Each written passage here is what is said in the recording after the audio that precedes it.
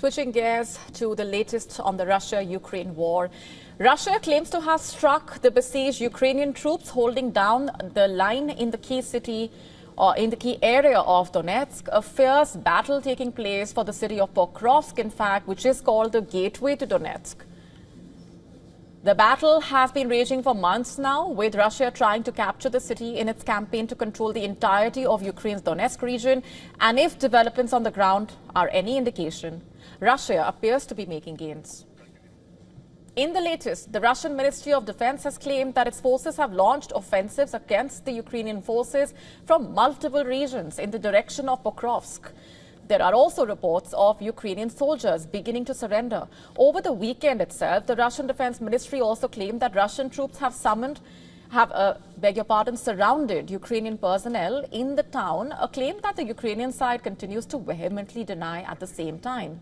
And despite the Russian claims, the Ukrainian Armed Forces Commander-in-Chief has said that although the situation was severe, Pokrovsk has not been surrounded or blockaded by the Russian forces. They say that Ukrainian troops continue to hold their positions and carry out comprehensive operations.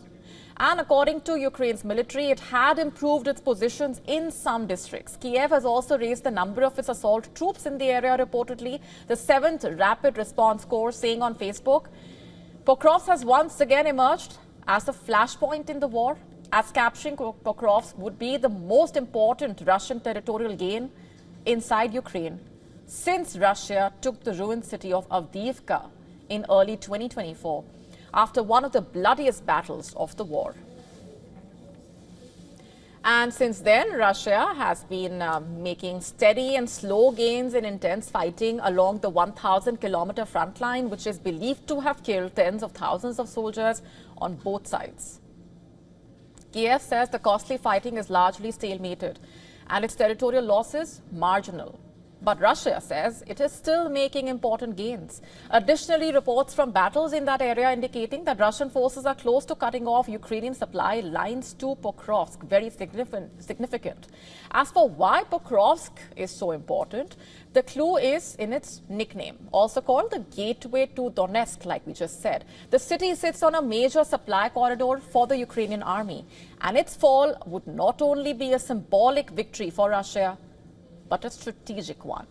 Moscow has long vowed to capture the entire Donbas region, remember, which includes both Luhansk and Donetsk.